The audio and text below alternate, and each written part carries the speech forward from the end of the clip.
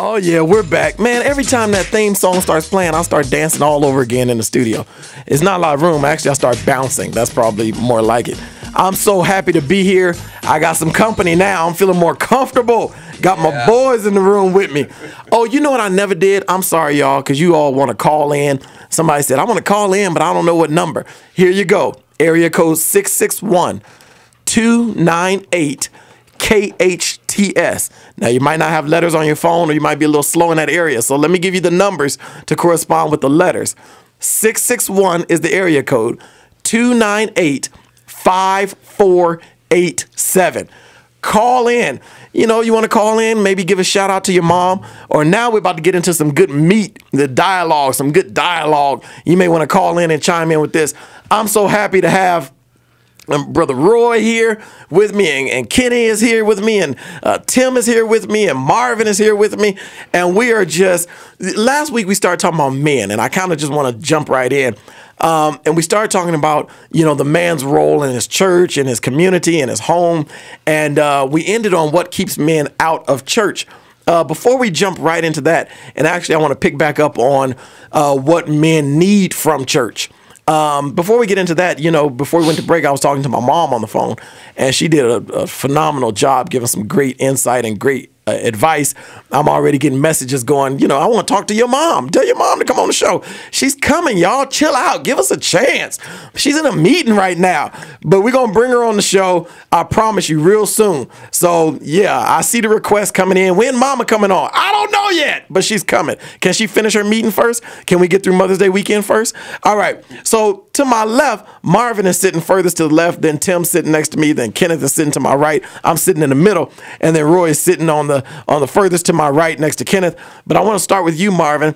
Can you just kind of talk just briefly about your relationship? It's Mother's Day weekend, so your relationship with your mom and how that played a role in you being the man you are today. Okay.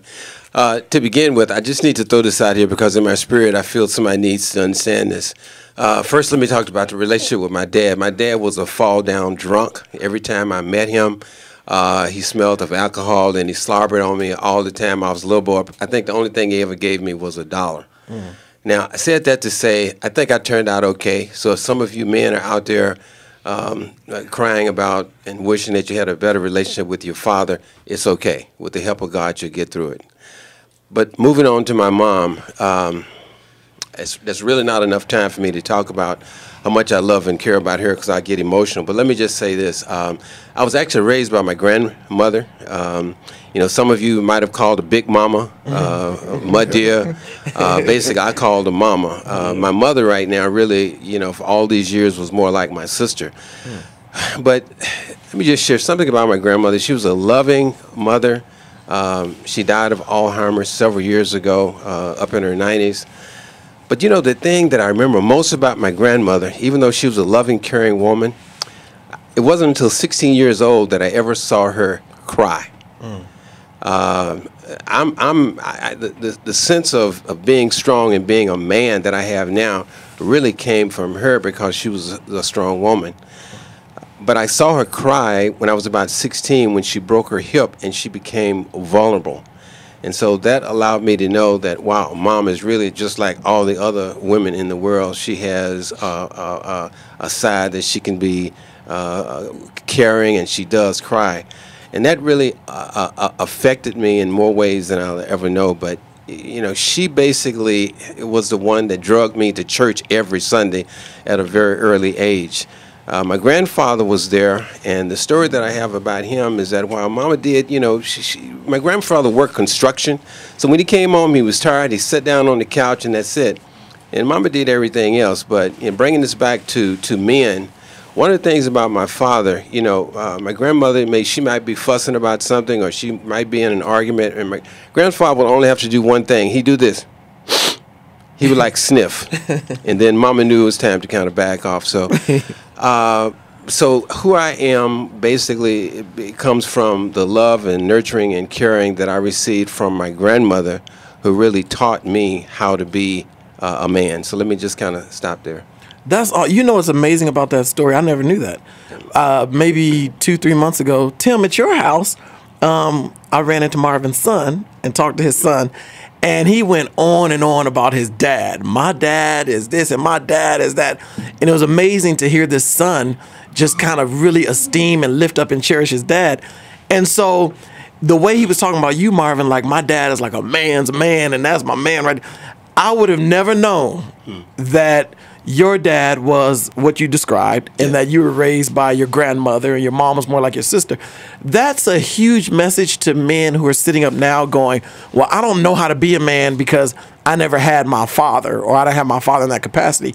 You just put an end to that myth, saying, you know, I had basically nothing but women and turned out I learned how to be a man, even though I didn't have that in my life. Yes. So, wow. Tim, talk a little bit about, you know, your relationship with your mom and how that played a role in you being the man you are today. Well, my story is quite similar to Marvin's. My dad wasn't a drunk, but he was a womanizer. And my mother and father divorced when I was 13.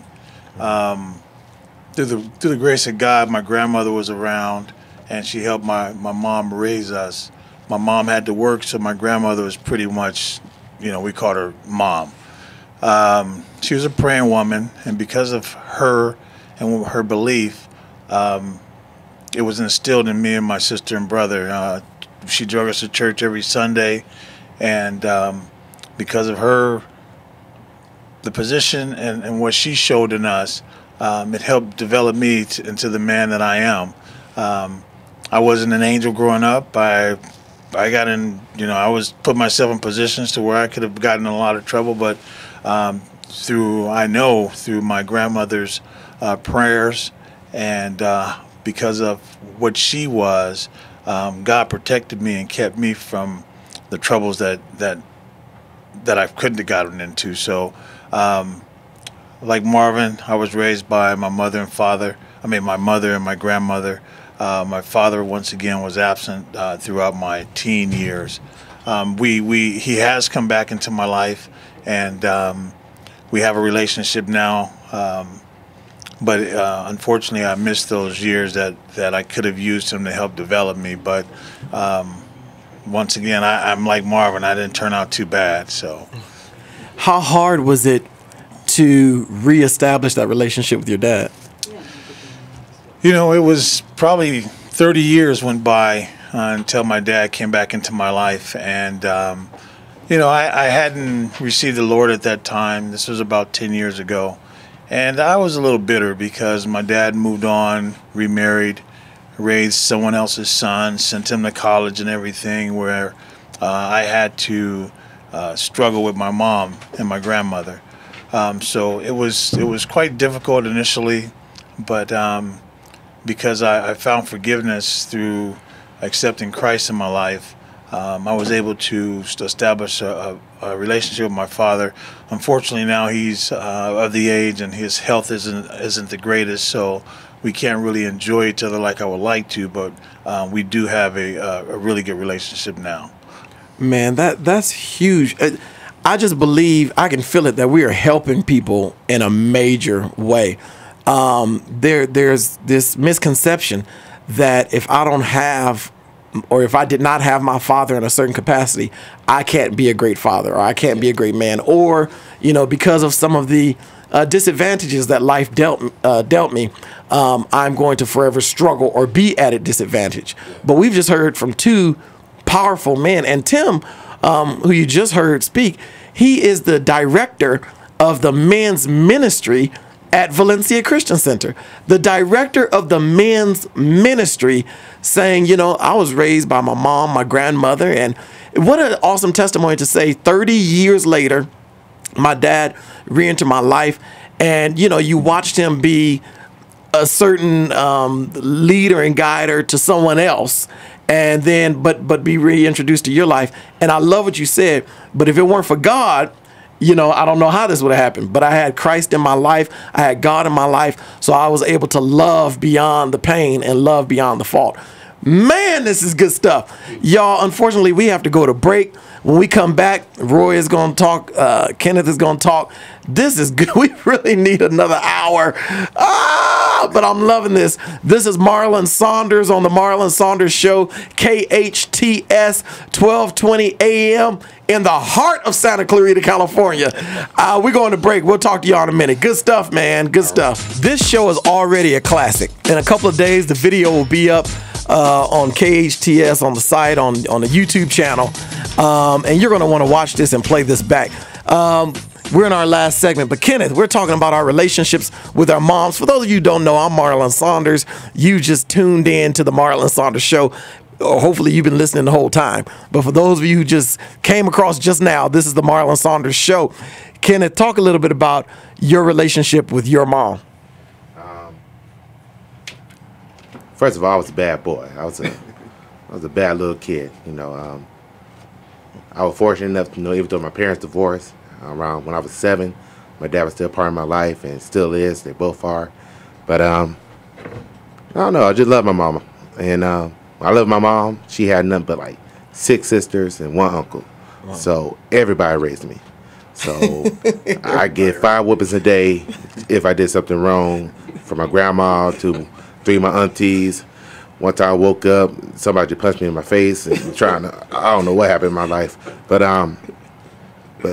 she motivated me. Yeah. I think in a sense because she was a single mom. It was me. I had 2 other sisters. You know, we even had a younger sister, and she worked, went to school, and, you know, worked 2 jobs, got her degree in psychology. You know, even got her master's, and she been a great motivation for me. You know, a great woman of God, and her, you know, she did great things within the church. Same thing with my grandma. You know, my grandma used to be an usher. Even though I didn't like going to a church because we went in at 10, got out at 5. But, you know, it's still a great experience. But, you know, I just want to tell her that, you know, she probably not listening, but I do love her. And even, like I said, there are had other female people in my life. You know, my future mother-in-law. First of all, I want to say happy birthday to Miss Cassandra Smith.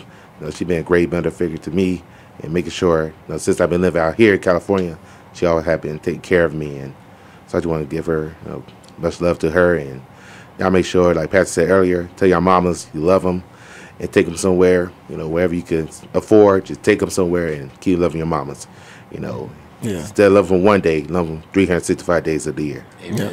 That's good stuff, man. Moms make a huge difference. To every mother listening right now, thank you. There's 5 of us, 6 of us, 6 men sitting in the studio right now, and we just want to say thank you, thank you, thank you for being who you are and what you are. Roy, man, we always love talking to you. We really do. I have a story. Tell us a little bit about, you know, your relationship with your mom, how that played a role in you being the man you are today. Well, my mom was very, very instrumental in when I was growing up. I loved my mom. She used to be a public relations person, and she wrote for magazines and stuff. So she kind of inspired me from my creative end. But like a lot of us here, my folks divorced when I was a teenager. And today I can look back and I understand where my anger issues came from. Believe it or not, you know, after they divorced, I held a lot of that against my dad. And I started acting up, and I was a handful for my mom. And I thought a lot of the things might have been my fault that he left, because, you know, I was getting in a little trouble and he was doing other things. But anyway, my mom was the one who kept saying, stick in there, you know, you got it, work in there. And because of her, one of the things that I'm glad she did was she gave me a Christian foundation. She made sure that we went to church every Sunday. And after my dad left, my grandmother moved in. And that's when it really started. When my mom couldn't handle it, grandma was there, okay? So I love my mom and I love my grandmother. And for many, many years, I held that anger against my dad.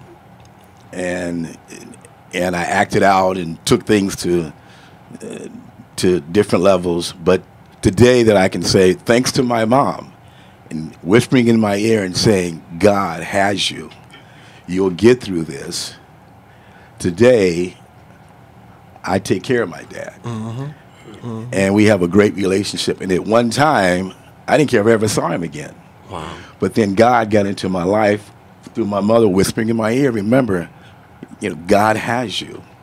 And today, I look back and I see that, and I am so honored that I'm able to help my dad.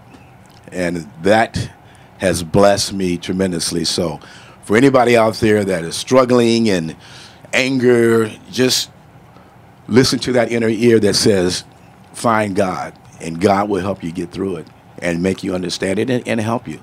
So I love my mom for giving me that foundation. And Grandma, you too. I was hoping you said the part about and today you take care of your dad.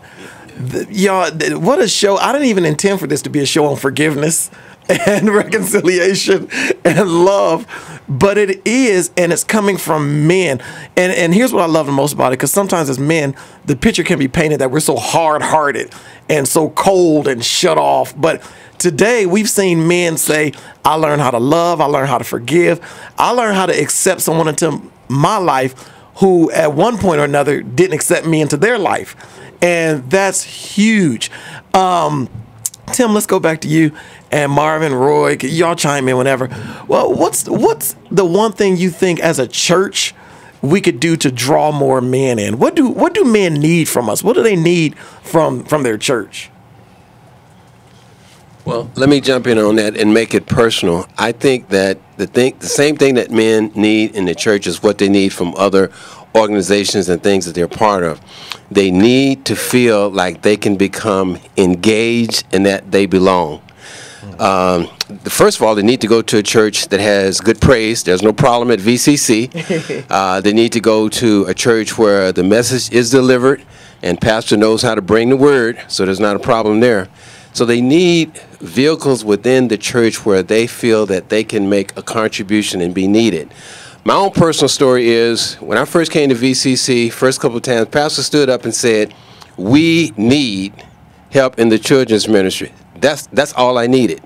I knew exactly where I needed to go is where the need is. So a lot of men have talents and skills within the church. They just don't know whether or not the church has a need. So spiritually, that's very important, but also I think men basically are givers. We like to talk about the fact that men are hunters and all of that, and we look at from a standpoint of a bravado, but I think men basically want to be there to also help and nourish, and so a church needs to have the vehicles in place where men can serve and feel a part of that body.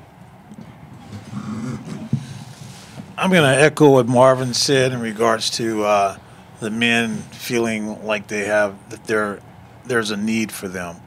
VCC, we have a number of men that have exceptional talents in a variety of areas, and those that have been asked have stepped up and have fulfilled various needs within the VCC. So once again, I'm going to echo what Marv said in regards to men have to feel that there's a need, because we still have so many men right now currently in VCC that are sitting back waiting for them to be asked to provide or fulfill a need that they can. So for those of you men that are listening, we are having a meeting tonight at the Next Center at from 6 to 8.